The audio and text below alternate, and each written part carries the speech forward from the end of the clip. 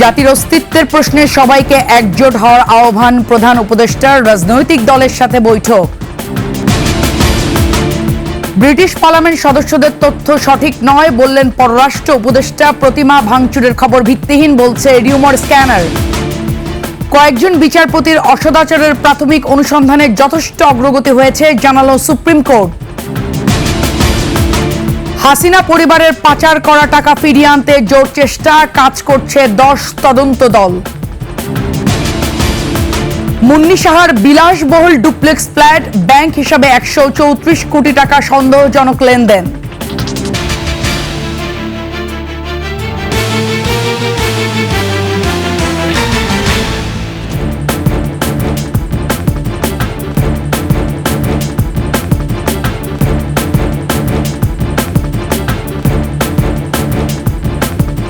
শুনছিলেন সংবাদ শিরোনাম। আমন্ত্রণ সন্ধ্যার 21শে সংবাদে আপনাদের সাথে আছে আমি লুবনা রহমান।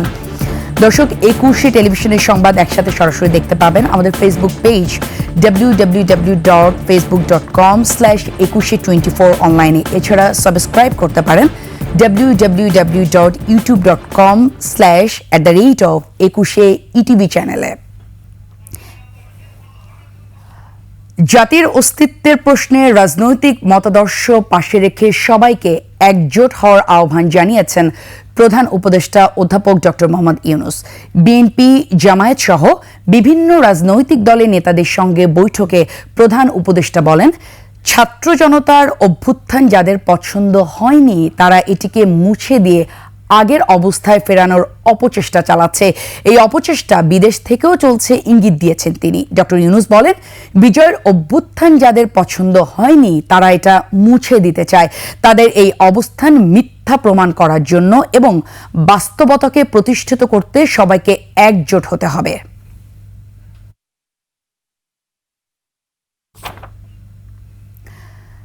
দেশ কঠিন সময় পার করছে, তাই অতীতের যে কোনো সময়ের তুলনায় সবাইকে ঐক্যবদ্ধ থাকার আহ্বান জানিয়েছেন প্রধান উপদেষ্টা ডক্টর মোহাম্মদ ইউনূস। মিরপুর সেনানিবাসে Defence Services Command and Staff College কমপ্লেক্সে ন্যাশনাল ডিফেন্স কোর্স 2024 এবং আর্ম ফোর্সেস ওয়ার কোর্স 2024-এর কোর্স সমাপনী অনুষ্ঠানে সার্টিফিকেট প্রদান শেষে এই আহ্বান জানান প্রধান উপদেষ্টা। বিস্তারিত নাহিদ সিরাজি নিম্মির প্রতিবেদনে। এ আয়োজন ন্যাশনাল ডিফেন্স কোর্স 2024 ও আর্মড ফোর্সেস ওয়্যার কোর্স 2024-এর কোর্স সমাপনী অনুষ্ঠানের মধ্য দিয়ে সার্টিফিকেট হাতে তুলে দেওয়ার আয়োজন। সার্টিফিকেট প্রদান করতে উপস্থিত ছিলেন অন্তর্বর্তী সরকারের প্রধান উপদেষ্টা ডক্টর মোহাম্মদ ইউনূস। প্রধান উপদেষ্টা সফলতার সাথে কোর্স সম্পন্ন করার জন্য অংশগ্রহণকারী সকলকে অভিনন্দন জানান। বলেন, জাতীয় বিপর্যয় থেকে শুরু করে শান্তিরক্ষা মিশনে দেশের সশস্ত্র বাহিনীর ভূমিকা প্রশংসনীয়। Bangladesh Armed Forces symbolizes resilience, patriotism, and steadfast dedication to peace. Your continuous efforts during national crises like disasters, political unrest, and pandemics demonstrate your readiness to respond and your unwavering dedication to the well-being of our citizens. Bangladesh একটা কঠিন সময় পার করছে জানিয়ে তিনি আহ্বান জানান, অতীতের যে কোনো সময়ের তুলনায় সকলকে ঐক্যবদ্ধ থাকতে হবে। It's only the people of a nation that can decide on the destiny of their nation. To thrive, we need to be together more than ever before. এবছর ন্যাশনাল ডিফেন্স কোর্সে 95 জন অংশগ্রহণ করেন। Do not belong to Nahid Siraji Nimmi, 21শে television, Dhaka. গত 5 আগস্টের পর বাংলাদেশে বেশি হত্যাকাণ্ড হয়েছে বলে ব্রিটিশ পার্লামেন্টে যে তথ্য তুলে ধরা হয়েছে তা সঠিক নয়। বুধবার ব্রিটিশ হাই কমিশনারকে এ কথা জানিয়ে দিয়েছেন পররাষ্ট্র উপদেষ্টা মোহাম্মদ তৌহিদ হোসেন।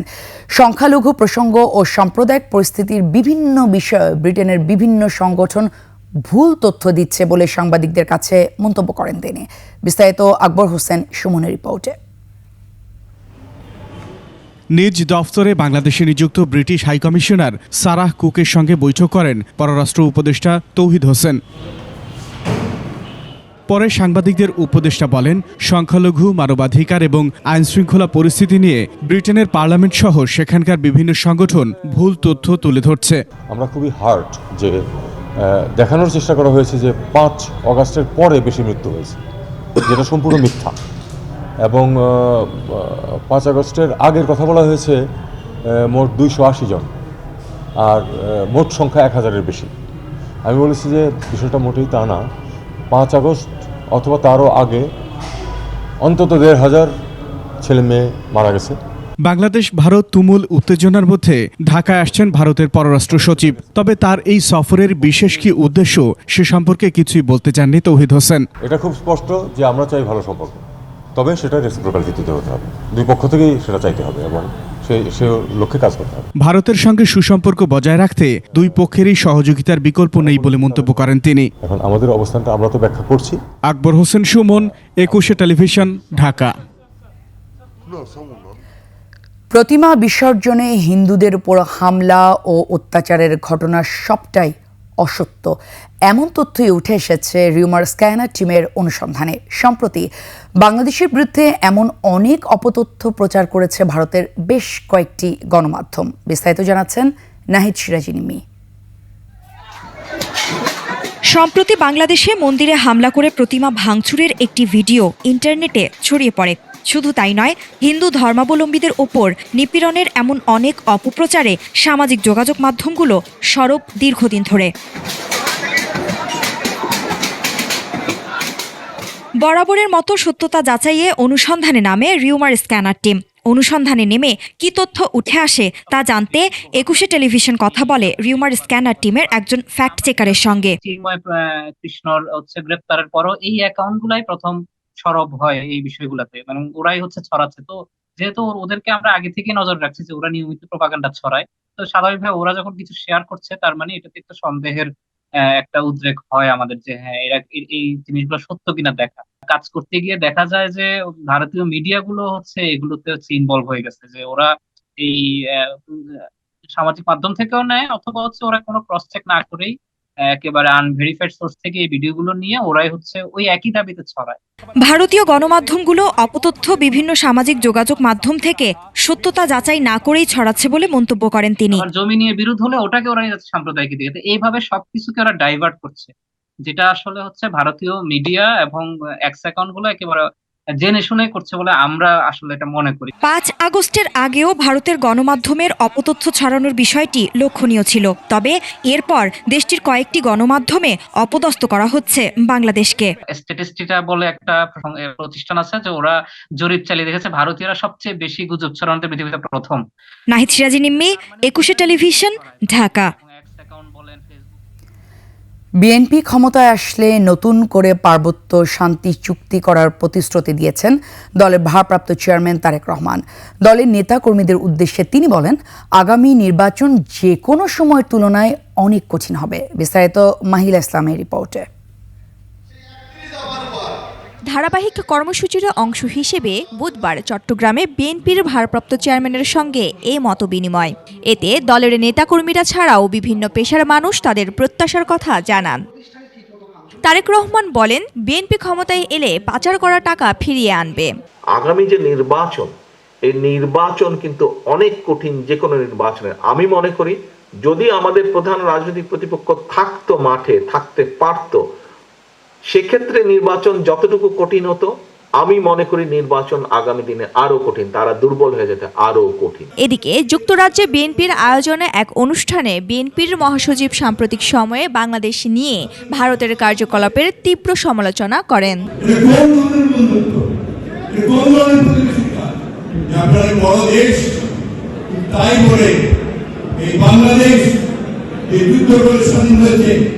যে সংগ্রাম করে লড়াই করে দিয়ে গণতন্ত্র আদায় করে নিয়েছে, যারা বুকের রক্ত দিয়ে তাদের অধিকার আদায় করেছে, তাদেরকে ঘাটো করে দেখে বাংলাদেশের বিরুদ্ধে দাঁড়াবেন না। অন্যদিকে জাতীয় প্রেস ক্লাবের সামনে পূজা উদযাপন ফ্রন্টের বিক্ষোভ সমাবেশে যোগ দিয়ে ভারতের ভূমিকার সমালোচনা করেন রুহুল কবির রিজভীও। ভারতীয় আগ্রাসন আমরা একসাথে লড়ব। আপনারা আমাদের পতাকা আগরতলা সহকারী হাই কমিশনের গেট ভেঙে সেটাকে টেনে নামিয়ে ছিঁড়েছেন। এটা তো প্রচন্ড আঘাত, করোনার আঘাতের চাইতে বড় আঘাত দিয়েছেন। দিল্লির দাসত্ব থেকে মুক্ত হতে বাংলাদেশের সব ধর্মের মানুষ ঐক্যবদ্ধ থাকারও আহ্বান জানান বিএনপির এই নেতা। তাদের মিডিয়া আজকে খেয়ে না খেয়ে বাংলাদেশের বিরুদ্ধে অপপ্রচার করছে। মাহিলা ইসলাম, 21 টেলিভিশন, ঢাকা। চিকিৎসা সহ কিছু কাজ সম্পন্ন হলেই তারেক রহমান দ্রুত দেশে ফিরবেন বলে জানিয়েছেন বিএনপির আইন বিষয়ক উপদেষ্টা কাউসার কামাল। দলের ভারপ্রাপ্ত চেয়ারপারসনের বিরুদ্ধে হয়রানিমূলক মামলাগুলোর নিষ্পত্তির উদ্যোগ অন্তর্বর্তী সরকারের অনেক আগেই নেওয়া উচিত ছিল বলে মন্তব্য তার। বিস্তারিত শাকের আরজু রিপোর্টে। 2007 সালে জরুরি অবস্থা জারির পর গ্রেফতার হন তারেক রহমান। সেনা নিয়ন্ত্রিত 111 সরকারের সময় জামিনে মুক্তি পেয়ে সপরিবারে দেশ ছাড়েন তিনি। সেই থেকে 1.5 যুগ ধরে আর দেশে ফিরতে পারেননি বিএনপির ভারপ্রাপ্ত চেয়ারপারসন। তবে এর মধ্যে একের পর এক মামলার বোঝা চেপেছে তার কাঁধে। 21শে আগস্ট গ্রেনেড হামলা মামলা সহ তারেক রহমানের বিরুদ্ধে মামলা হয় মোট 84টি। এর মধ্যে 63 মামলাই মানহানির। রাজনৈতিক পট পরিবর্তনের পর ধীরে ধীরে মামলার দায় থেকে মুক্ত হচ্ছেন তিনি। পরবর্তীতে যে নতুন সরকার নির্বাচিত হবে তারা দেশে আইনের শাসন কায়েম করবে। আইনের শাসন যখন কায়েম করবে, ন্যায় বিচার যখন হবে, তখন কিন্তু এই জিনিসগুলো থাকবে না। এটা কোনো কালচার না, এটা হচ্ছে হাসিনার দমন পীড়নের একটা রাষ্ট্রীয় টুলস। চিকিৎসা ও জরুরি কিছু কাজ শেষ করেই দ্রুত ফিরবেন তারেক রহমান, এমনটাই দাবি দলের আইন বিষয়ক সম্পাদকের। উনি তো একটা অবস্থার প্রেক্ষিতে লন্ডনে গিয়েছিলেন, কাস্টোডিয়াল টর্চার করা হয়েছিল, চিকিৎসা সেবা নেওয়ার জন্য গিয়েছিলেন, সেটা অব্যাহত আছে। এবং উনি আরও কিছু বিষয় আছে, নিশ্চয়ই উনি যথাসময়ে প্রয়োজনীয় পদক্ষেপ নেবেন দেশে আসার। তারেকের বিরুদ্ধে মামলা রয়েছে এখনও 4টি। জিয়া অরফানেজ ট্রাস্ট মামলা, সম্পদ বিবরণীর মামলা, মানি লন্ডারিং মামলা ও নড়াইলে মানহানির একটি মামলা। এসব মামলাতেও তিনি আইনি মোকাবিলা করতে চান। 4টা মামলা কনভিকশনের আছে। 111-এর সময় দায়েরকৃত মামলা, এগুলো প্রায় 38টা বা 39টা মামলার মতো ইতিমধ্যে খারিজ হয়েছে। শেখ হাসিনা ওয়াজেদকে খুশি করার জন্য এই নাটুরের এক আইনজীবী একটা মামলা করলেন। মামলা করার পরে আর সেই মামলার কোনো খোঁজখবর ছিল না, যে কারণে যথাযথ আইনি প্রক্রিয়ার মাধ্যমে সে মামলাগুলো খারিজ হয়ে যাচ্ছে। দলের লাখো নেতাকর্মীর বিরুদ্ধে মামলা নিষ্পত্তিতে অন্তর্বর্তী সরকারের উদ্যোগের বিষয়েও আশাবাদী BNP. Shakera Arju, 21 television, Dhaka. Supreme judicial কাউন্সিলের মাধ্যমে বর্তমানে বেশ কয়েকজন বিচারপতির আচরণের বিষয়ে প্রাথমিক অনুসন্ধান চলছে বলে জানিয়েছে সুপ্রিম কোর্ট। এ বিষয়ে যথেষ্ট অগ্রগতিও হয়েছে। বুধবার সুপ্রিম কোর্টের ওয়েবসাইটে নিউজ আপডেটে এ তথ্য স্ক্রলে দেওয়া হয়েছে। বিস্তারিত শাকেরা আরজুর আরেকটি রিপোর্টে। রাজনৈতিক পট পরিবর্তনের পর গত 20 অক্টোবর ষোড়শ সংশোধনী রিভিউ নিষ্পত্তির পর পুনরুজ্জীবিত হয় বিচারপতি অপসারণ সংক্রান্ত সুপ্রিম জুডিশিয়াল কাউন্সিল। এরপর নতুন করে গঠন করা হয় কাউন্সিল। প্রধান বিচারপতি ডক্টর সৈয়দ রেফাত আহমেদের নেতৃত্বাধীন 3 সদস্যের সুপ্রিম জুডিশিয়াল কাউন্সিল। কাউন্সিলের অপর 2 সদস্য হলেন আপিল বিভাগের জ্যেষ্ঠ 2 বিচারপতি মোহাম্মদ আশফাকুল ইসলাম ও জুবাইর রহমান চৌধুরী। দুর্নীতি ও গুরুতর অসদাচরণের অভিযোগে 5 বছর আগে বিচার কাজ থেকে সরিয়ে দেওয়া 3 বিচারপতি সহ হাইকোর্ট বিভাগের 15 বিচারপতি নিয়ে কয়েকটি বৈঠক করে কাউন্সিল। এরপর গত 19 নভেম্বর 3 বিচারপতি রাষ্ট্রপতির কাছে পদত্যাগপত্র জমা দেন। বুধবার সুপ্রিম কোর্টের ওয়েবসাইটে কয়েকজন বিচারপতি নিয়ে যাচাই বাছাই চলছে বলে তথ্য প্রকাশ করা হয়।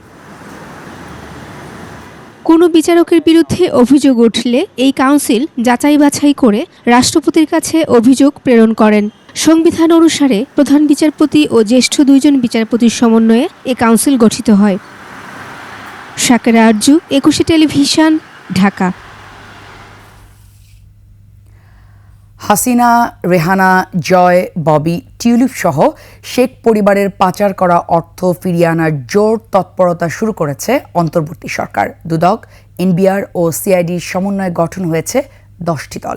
এসব দলের কাজ সমন্বয় করবে বিএফআইইউ। সাবেক মন্ত্রী, এমপি, আমলা ও হাসিনা ঘনিষ্ঠ ব্যবসায়ীদের অর্থ পাচার নিয়েও কাজ করবে তারা। রাজীব জামানের রিপোর্টে। সরকারি কাঠামো গড়ে উঠেছিল, যেটার সাথে যুক্ত হয়েছিলেন রাজনীতিবিদদের সাথে কিছু, একই সাথে আমাদের যারা আমলা আছেন তাদের একটা অংশ এবং ব্যবসায়ীদের একটা অংশ। হাসিনা সরকারের 15 বছরে দেশ থেকে পাচার হয়েছে অন্তত $234 বিলিয়ন। অর্থনৈতিক শ্বেতপত্র প্রণয়ন কমিটির হিসেবে বছরে পাচার প্রায় 2 লাখ কোটি টাকা। বিপুল এই অর্থ পাচারে শেখ হাসিনা, শেখ রেহানা, সজীব ওয়াজেদ জয়, সামা ওয়াজেদ পুতুল, রেজওয়ান সিদ্দিক ববি, টিলিপ জড়িত বলে বিশ্বাসযোগ্য তথ্য রয়েছে গোয়েন্দাদের হাতে। এছাড়া শেখ সেলিম, শেখ তাপস, শেখ ফাহিম, শেখ হেলাল, শেখ তন্ময়, আবুল হাসনাত আবদুল্লাহ, সাদিক আবদুল্লাহ সহ বৃহত্তম শেখ পরিবারের সদস্যদের বিরুদ্ধেও অর্থ পাচারের বিস্তর অভিযোগ রয়েছে। হাসিনার আমলে প্রায় 27 লাখ কোটি টাকা পাচারে জড়িতদের তালিকায় সাবেক অর্থমন্ত্রী আহমদ মোস্তফা কামাল, ভূমিমন্ত্রী সাইফুজ্জামান চৌধুরী জাবেদ সহ আওয়ামী লীগের বহু নেতা, এমপি, মন্ত্রীদের নাম রয়েছে। অর্থ পাচার যেভাবে যে মেকানিজমে হোক না কেন, এটা কিন্তু অর্থনীতির জন্য মানে রক্ত ক্ষরণ আমি বলবো। এটা অর্থনীতিকে দুর্বল করার জন্য এটাই যথেষ্ট। প্রতি বছর আমাদের দেশ থেকে $16 বিলিয়ন পাচার হয়ে যায়। ব্যবসায়ীদের মধ্যে এসালম গ্রুপের সাইফুল আলম মাসুদ, বেক্সিমকোর সালমান এফ রহমান, সামিট গ্রুপের আজিজ খান, নাসা গ্রুপের নজরুল ইসলাম মজুমদার সহ জেমকন নাবিল গ্রুপের বিরুদ্ধে সিঙ্গাপুর, যুক্তরাষ্ট্র, দুবাই, কানাডা, ব্রিটিশ ভার্জিন দ্বীপপুঞ্জে এসব ব্যক্তি ও প্রতিষ্ঠান অর্থ পাচার করেছে। বাংলাদেশ ব্যাংকের মাধ্যমে করা হচ্ছে এবং এটার সঙ্গে হয়তো অন্যান্য এজেন্সি ইনভলভ হবে। কাজেই বিদেশের যারা সংশ্লিষ্ট, আমাদের ওই পাশে যারা সংশ্লিষ্ট দায়িত্বশীল এজেন্সিগুলো আছে তাদের সঙ্গে কিন্তু আমাদের ক্লোজলি কোলাবোরেট করতে হবে। কতগুলো জায়গায় আমি মনে করি যে আশার আমি আলো দেখছি। যেমন কিছু দুর্নীতির ব্যাপারে আপনি দেখেছেন যে বিদেশের পত্রপত্রিকাগুলো কিন্তু সুনির্দিষ্ট রিপোর্টিং করেছে। ইতিমধ্যেই শেখ পরিবার সহ অর্থ পাচারকারীদের বিষয়ে তথ্য চেয়ে সিঙ্গাপুর, যুক্তরাষ্ট্র, দুবাই, কানাডা, সুইজারল্যান্ড, সাইপ্রাসে চিঠি পাঠিয়েছে অন্তর্বর্তী সরকারের সংশ্লিষ্ট বিভাগ। রাজীব জামান, 21 টেলিভিশন, ঢাকা। মুন্নি সাহার ব্যাংক হিসাবে বিপুল অর্থের খোঁজ মিলেছে। সাংবাদিকতার বাইরেও শত কোটি টাকা কামিয়েছেন তিনি। ফিনান্সিয়াল ইন্টেলিজেন্স ইউনিট BFIU 134 কোটি টাকার সন্দেহজনক লেনদেনের তথ্য পেয়েছে। ঢাকায় সন্ধান পাওয়া গেছে প্রায় 6 কোটি টাকার মূল্যের অত্যাধুনিক ডুপ্লেক্স ফ্ল্যাটেরও। হিরো জুম্মানকে সাথে নিয়ে আদিত্য মামুনের রিপোর্ট। রাজধানীর গুলশান তেজগাঁও লিংক রোডের রোজা গ্রিনের সুরম্য প্রাসাদতুল্য এই ভবনে বসবাস করেন আলোচিত সাংবাদিক মুন্নি সাহা। তার সন্ধানে রোজা গ্রিনের অ্যাপার্টমেন্ট সোসাইটিতে হাজির হয় 21 টেলিভিশন। বেরিয়ে আসে চাঞ্চল্যকর তথ্য। এখানে বিল্ডিং হচ্ছে 4টা, তো উনি 3য় বিল্ডিংয়ে থাকে। এটা ডুপ্লেক্স? হ্যাঁ, ডুপ্লেক্স। কে থাকে? ওনার আম্মু থাকে, ওনার বোন থাকে। বিলাসবহুল এই অ্যাপার্টমেন্টের 11 ও 12 নম্বর ফ্লোরে মুন্নি সাহার 6 কোটি টাকার ডুপ্লেক্স ফ্ল্যাট। চলাচলের জন্য আছে দামি 2টি গাড়ি তো 2টা দেখি আর কি। একটা রেগুলার উনি থাকে ইউজ করেন, একটা মাঝে মাঝে ইউজ করেন। উনি তো এখানে ফ্ল্যাট ওনার, এখানকার ফ্ল্যাট মালিক আর কি। কিভাবে আর কবে থেকে এই ফ্ল্যাটের মালিকানায় আছেন মুন্নি সাহা তার তথ্য জানেন না অ্যাপার্টমেন্টের সেক্রেটারি। ওই দিনটা খুব চ্যালেঞ্জিং যে আসলে কার কাছ থেকে নিয়েছে, বাট 18-র মাঝামাঝিতে যখন এটা তারা আমিন মোহাম্মদ থেকে ফর্মালি হ্যান্ড ওভার করে,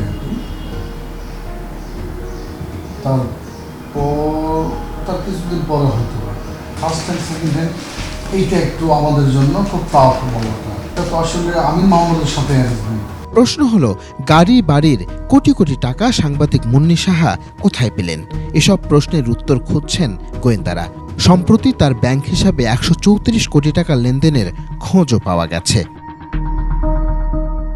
বাংলাদেশ ব্যাংকের আর্থিক গোয়েন্দা বিভাগ BFIU বলছে, মুন্নি সাহার জব্দকৃত ব্যাংক হিসাব থেকে 120 কোটি টাকা তুলে নেওয়ার পরেও এখনও 14 কোটি টাকা জমা রয়েছে। ওয়ান ব্যাংকের কারওয়ান বাজার ও চট্টগ্রামের শাখায় এই বিপুল অর্থ লেনদেনের তথ্য পাওয়া গেছে। সাংবাদিকতার বাইরে উল্লেখ করার মতো আর কোনো পেশা না থাকার পরেও কিভাবে এই বিত্ত বৈভবের মালিক বনে গেছেন সেই প্রশ্ন আছে জনমনে। কথিত আছে, তেজগাঁওয়ের এই অ্যাপার্টমেন্টটি 2009 সালের আগে একটি টেলিভিশন চ্যানেলের মিডিয়া পোলের জন্য নির্ধারিত ছিল। পরে আমিন মোহাম্মদ গ্রুপ এই 65 কাঠা জমির উপরে গড়ে তোলে 3 টাওয়ার বিশিষ্ট 126 ফ্ল্যাটের অ্যাপার্টমেন্ট ভবন, যার মধ্যে মাত্র 6টি ডুপ্লেক্স ফ্ল্যাট আছে। এর একটির মালিক সাংবাদিক মুন্নি সাহা। আদিত্য মামুন, 21 টেলিভিশন, ঢাকা। একটা বিরতি নিচ্ছি, যখন ফিরছি তখন অন্যান্য সংবাদের সঙ্গে আরও থাকবে। এখনো ধরাছোঁয়ার বাইরে কারাগারে থাকা পালিয়ে যাওয়া ৭০ জঙ্গি, জানালেন কারা মহাপরিদর্শক। আবারও আমন্ত্রণ ২১ সংবাদে। নির্বাচনী ব্যবস্থার উপর আস্থা ফেরাতে কমিশন কাজ করছে বলে জানিয়েছেন নির্বাচন কমিশনার আবুল ফজল মোহাম্মদ সানাউল্লাহ। আর নির্বাচন ব্যবস্থা সংস্কার কমিশন জানান কিছু সংস্কার করবে কমিশন, আর রাজনৈতিক দলগুলোর মতামতের ভিত্তিতে বাকি সংস্কার করবে সরকার। শিউলি শবনমের প্রতিবেদন। নির্বাচন ভবনে নবনিযুক্ত নির্বাচন কমিশনের সাথে নির্বাচন ব্যবস্থা সংস্কার কমিশনের বৈঠক। আলোচনা হয় পোস্টাল ব্যালট, প্রবাসী ভোটার, এনআইডি সহ বিভিন্ন বিষয় নিয়ে।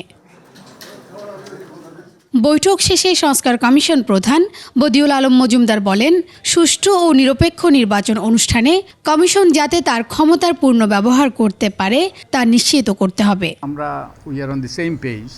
ওনারা সুষ্ঠু নিরপেক্ষ নির্বাচন নিশ্চিত করার জন্য বদ্ধপরিকর, এবং আমরাও আমাদের অবস্থান থেকে তারা যাতে তাদের কাজটা সুচারুরূপে সম্পন্ন করতে পারে, তারা সফল হন, সে ব্যাপারে আমরা কতগুলো সংস্কার প্রস্তাব দেব। অপরাধ করেছে, যাদের অপরাধ প্রমাণিত হবে তাদের অবশ্যই বিচারের আওতায় আসতে হবে। অবাধ, সুষ্ঠু ও নিরপেক্ষ ভোট করতে কমিশন এরই মধ্যে কাজ শুরু করেছে বলে জানান নির্বাচন কমিশনার আবুল ফজল মোহাম্মদ সানাউল্লাহ। আমাদের সবচেয়ে বড় ডেফিসিট হচ্ছে আমাদের আস্থার ঘাটতি নির্বাচন ব্যবস্থার উপরে, সেটা ফেরত আনতে হবে। এটা তো একটা হোলসাম, এটা এখানে দাঁড়িয়ে এক লাইনে বলা সম্ভব না। তবে নির্বাচনী রোডম্যাপ নিয়ে কোনো আলোচনা হয়নি বলে জানান তিনি। রোডম্যাপ যেটা চাচ্ছেন যে কয় তারিখে কি ঘোষণা করবেন, না এই ধরনের আলোচনা এখনো হয়নি। শিউলি শবনম, ২১ টেলিভিশন, ঢাকা। চলমান ইস্যুতে ভারতের সঙ্গে বাণিজ্যে কোনো প্রভাব পড়বে না বলে জানিয়েছেন অর্থ উপদেষ্টা ডক্টর সালেউদ্দিন আহমেদ। বলেছেন, আগামী রমজানে মাসে নিত্য পণ্যের দামে স্বস্তি থাকবে। আরও জানাচ্ছেন প্রণব চক্রবর্তী। নিত্যপণ্যের বাজারের টালমাটাল পরিস্থিতিতে বেসামাল সাধারণ মানুষ। এদিকে সাম্প্রতিক নানা ইস্যুতে জটিলতা তৈরি হয়েছে বাংলাদেশ ভারত সম্পর্কে। আশঙ্কা তৈরি হয়েছে এর প্রভাব বাজারে পড়ার। সচিবালয়ে সরকারি ক্রয় ও অর্থনৈতিক বিষয় সংক্রান্ত উপদেষ্টা পরিষদ কমিটির সভা শেষে সাংবাদিকদের অর্থ উপদেষ্টা ডক্টর সালেউদ্দিন জানান, রাজনীতি যেমনই হোক তার প্রভাব পড়বে না বাণিজ্যে। ভারতের সঙ্গে আমাদের কোনো কমার্শিয়াল ইস্যুতে, বাণিজ্যিক ব্যাপারে এখানে কিন্তু রাজনীতির ব্যাপার আসছে না। আজকে আমরা যেটা করছি, ইভেন ভারত থেকে চাল আমদানি করবে কি না করবে এগুলো আমাদের প্রশ্ন না। যারা আমরা কম্পিটিটিভ প্রাইসে দেবে, দ্রুত দেবে এবং কোয়ালিটি, এটা দিলে আমরা ভারত বা অন্য কান্ট্রি হিসেবে করছি না, সেটা বিভিন্ন দেশ, শুধু ভারত না, মায়ানমারের সাথে কথা বলছি। এইগুলোর ব্যাপারে আমরা রাজনীতিতে প্রবেশ করবে না। বাজার সিন্ডিকেট নিয়েও কথা বলেন অর্থ উপদেষ্টা। প্রথমত সিন্ডিকেট যারা সাপ্লাই আনে বা করে তারা ধর ওরা কন্ট্রোল করতে চেষ্টা করে এবং বিভিন্ন ডিস্ট্রিবিউটরে দেয়। এই কন্ট্রোলটা এক ধরনের সিন্ডিকেট সবাই। আবার যারা নিয়ে আসে ধরেন হোলসেলার, তারা আবার একটা প্রেশার ক্রিয়েট করে। আর সবচেয়ে বড় জিনিস হলো সাপ্লাই চেনে কিন্তু অনেক লোক ইনভলভ থাকে। রাজনৈতিক সমঝোতা কঠিন, কিন্তু চাঁদাবাজির সমঝোতা খুব সহজ। আসন্ন রমজানে বাজার পরিস্থিতি স্বাভাবিক থাকবে বলেও আশা প্রকাশ করেন তিনি। হ্যাঁ, থাকবে। প্রণব চক্রবর্তী, ২১ টেলিভিশন, ঢাকা। পাকিস্তানের কাছ থেকে ২৫,০০০ টন চিনি কিনেছে বাংলাদেশ। আগামী মাসেই এই চিনি চট্টগ্রাম বন্দরে পৌঁছবে। কয়েক দশক পর এই দেশটির কাছ থেকে এত বিপুল পরিমাণে চিনি কিনল ঢাকা। এর আগে ভারতের কাছ থেকে চিনি কিনত বাংলাদেশ। পাকিস্তানি সংবাদ মাধ্যম দ্য নিউজ ইন্টারন্যাশনাল বলছে, জানুয়ারিতে করাচি থেকে চট্টগ্রাম বন্দরে পৌঁছাবে আমদানি করা চিনি। আন্তর্জাতিক বাজারে চিনির দাম প্রতি টনে এখন $৫৩০ মার্কিন। প্রধানমন্ত্রী শেহবাজ শরীফের অনুমোদনের পর প্রায় ৬ লাখ টন চিনি রপ্তানির চুক্তি করেছে পাকিস্তান।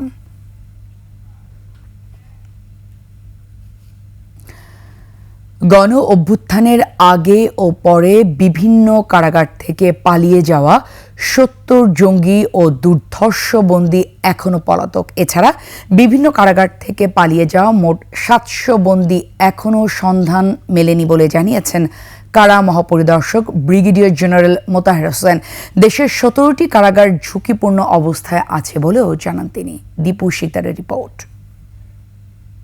সবাইকে দেশের বিভিন্ন জেলা ও কেন্দ্রীয় কারাগারের হালনাগাদ তথ্য জানাতে কারা অধিদপ্তর বুধবার এই সংবাদ সম্মেলনের আয়োজন করে। কারা মহাপরিদর্শক মোতাহার হোসেন পালিয়ে যাওয়া দুর্ধর্ষ জঙ্গি, মোট পলাতক আসামি সহ নানা বিষয়ে বিস্তারিত তথ্য তুলে ধরেন। 174 জনের মতো বিভিন্ন যারা জেএমবি অথবা বিভিন্ন নামে ছিলেন তাদের মধ্যে, আর শীর্ষ সন্ত্রাসী নামে আমাদের ডেফিনেশনে 11 জন মুক্তি পেয়েছে। তো 70 জনের মতো পলাতক আছেন, সবাই জঙ্গি না, বিভিন্ন মামলায় ফাঁসির দণ্ডপ্রাপ্ত আছেন সব মিলিয়ে। পুনরায় গ্রেপ্তার হয়েছেন 1500 মতো, 700+ বন্দী এখনো পলাতক রয়েছে।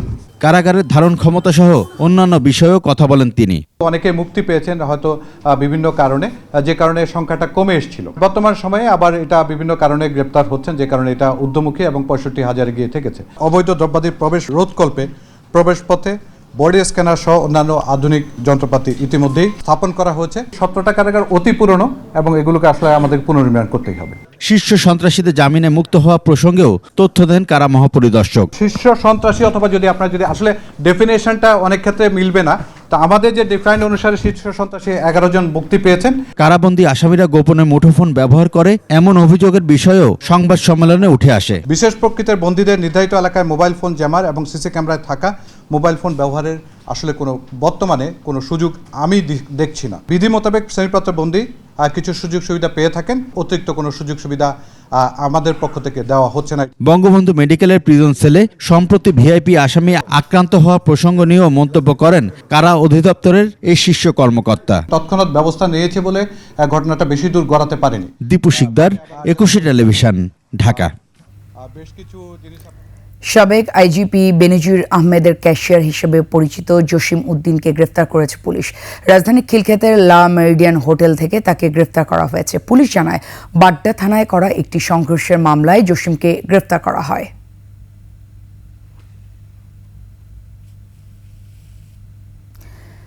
বিএনপি নেতা আবুল হারিস চৌধুরীর পরিচয় নির্ধারণে কবর থেকে তুলে করা ডিএনএ টেস্ট তার পরিবারের সাথে মিলেছে। এখন পরিবারের পছন্দ মতো কবরস্থানে হারিস চৌধুরীর মরদেহ দাফন করা হবে। সিআইডির এ বিষয়ে প্রতিবেদন দাখিলের পর বিচারপতি ফাহমিদা কাদের ও বিচারপতি মুবিনা আশরাফের হাইকোর্ট বেঞ্চ এ আদেশ দেন। বিস্তারিত শাকের আরজুর আরেকটি রিপোর্টে।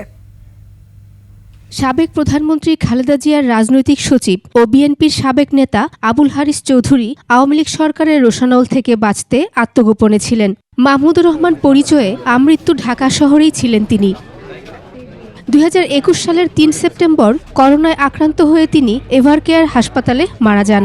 কিন্তু তৎকালীন সরকারের আইনশৃঙ্খলা রক্ষাকারী বাহিনীর চাপে তার মৃত্যুর বিষয়টি ধামাচাপা দিয়ে জোর করে ঢাকার অদূরে সাভারে একটি মাদ্রাসা প্রাঙ্গণে কবর দিতে বাধ্য করা হয়। সরকার সে সময় তার প্রকৃত পরিচয় অনুসারী কোনো মৃত্যু সনদ দেয়নি। গত সরকার দাফন দিয়েছিলেন এবং আমাদেরকে ওনার প্রকৃত পরিচয় উদ্ঘাটন করতে বারণ করেছিলেন এবং জোর করে খুবই দ্রুততম সময়ের মধ্যে ওনার মূল পরিচয় গোপন করে তাকে সাভারের বিরুলিয়াতে একটি মাদ্রাসায় দাফন করতে বাধ্য করেছিলেন। গত 5 সেপ্টেম্বর বাবার পরিচয় শনাক্তে তার মেয়ে ব্যারিস্টার সামিরা তানজিনের করা এক রিট আবেদনের শুনানি নিয়ে হাইকোর্ট হারিস চৌধুরীর পরিচয় নির্ধারণে কবর থেকে দেহাবশেষ তুলে ডিএনএ টেস্ট করার নির্দেশ দেন সিআইডিকে। সিআইডি প্রতিবেদন পেয়ে বুধবার আদেশ দেন উচ্চ আদালত। যে বডিটি ওখানে কবর দেওয়া হয়েছিল সেটি পরিষ্কারভাবেই ব্যারিস্টার সামিরা তানজিন চৌধুরী উনার পিতার স্থাপিত শফিকুল হক চৌধুরী মেমোরিয়াল অরফানেজ, গ্রামের বাড়ি রামধনের মাটি, পোস্ট অফিস সরকারের বাজার, পুলিশ স্টেশন কানাইঘাট, সিলেট। এটা ছিল ওনার শেষ ইচ্ছা, ওখানে যাতে দাফন দেওয়া হয় একজন মুক্তিযোদ্ধার প্রাপ্য সম্মান সহ। হারিস চৌধুরীর মেয়ে জানান, বাবার মৃত্যু নিয়ে তাকে প্রশ্নের সম্মুখীন হতে হয়, তবে আদালত তাকে নিরাশ করেননি। সরকার যে সুবিধাটা, যে নতুন খণ্ডকালীন সরকার যে আমাকে সুবিধাটা করে দিল, সেটা হচ্ছে যে আলোর রশ্মি যেটা আসছে আস্তে আস্তে, অন্ধকার দূর হচ্ছে, তার প্রমাণ। হারিস চৌধুরীর দেহাবশেষ ঢাকা মেডিকেলের হিমঘরে রয়েছে। শাকের আরজু, 21 টেলিভিশন, ঢাকা। এবার আরও একটা বিরতি নিচ্ছি। যখন ফিরছি তখন অন্যান্য সংবাদের সঙ্গে আরও থাকবে। বিপিএল এর থিম সং প্রকাশ, কয়েক লাইন লিখেছেন প্রধান উপদেষ্টা। আবারও আমন্ত্রণ 21 সংবাদে। এবারে বাণিজ্য সংবাদ।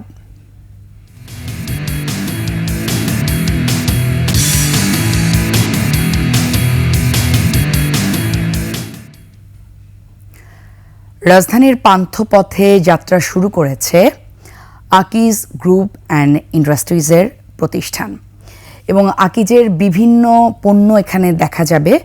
আকিজের হেলথ কেয়ার, আকিজের মোটরসাইকেল এবং বিভিন্ন পণ্য আকিজ গ্রুপে পাওয়া যাবে। আকিজের ফেয়ার ভ্যালু চলছে বিভিন্ন প্রতিষ্ঠানে। শোরুমটির উদ্বোধন করেন প্রতিষ্ঠানটির চেয়ারম্যান শেখ আকিজ উদ্দিনের সহধর্মিণী মনোয়ারা বেগম। উপস্থিত ছিলেন আকিজ ভেঞ্চার গ্রুপের চেয়ারম্যান শেখ শামীম উদ্দিন এবং অপারেশন ডিরেক্টর সৈয়দ জয়নুল আবেদিন সহ ঊর্ধ্বতন কর্মকর্তারা। আকিজ ফেয়ার ভ্যালু শোরুমে পাওয়া যাবে Akij food and beverage, Akij dairy, Akij health care and hygiene, Akij bicycle এবং আকিজ ইলেকট্রিক্স অ্যান্ড ইলেকট্রনিক্সের সব পণ্য।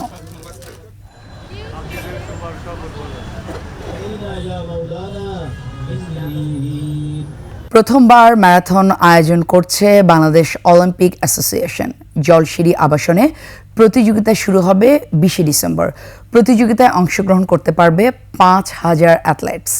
10 কিলোমিটার রেস দৌড়াতে পারবেন 50 ঊর্ধ্ব অ্যাথলেট। আর ম্যারাথনের দূরত্ব থাকবে 21.10 কিলোমিটার। সংবাদ সম্মেলনে বাংলাদেশ অ্যাথলেটিক্স অ্যাসোসিয়েশনের মহাপরিচালক সৈয়দ শাহেদ রেজা জানান, পেশাদার অ্যাথলেট ও অন্যদের জন্য থাকবে আলাদা ক্যাটাগরি। সেরা দৌড়বিদ পাবেন 2 লক্ষ টাকা করে পুরস্কার।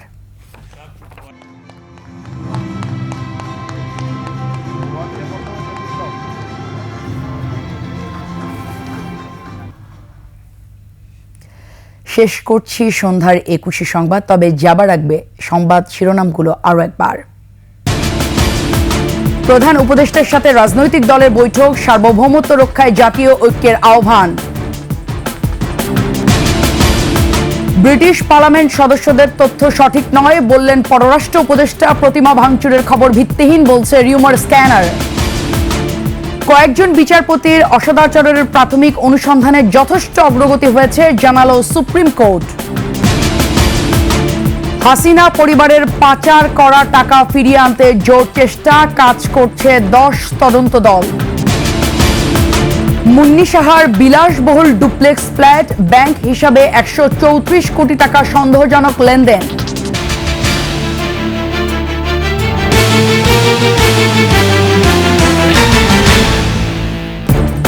দর্শক, সর্বশেষ সংবাদ জানতে ডায়াল করুন 2021 নম্বরে আর ভিজিট করুন 21-tv.com এই ওয়েবসাইটে। ফেসবুকে ভিজিট করতে পারেন www.facebook.com/2124 অনলাইনে। এছাড়া সাবস্ক্রাইব করতে পারেন www.youtube.com/@21etv চ্যানেলে।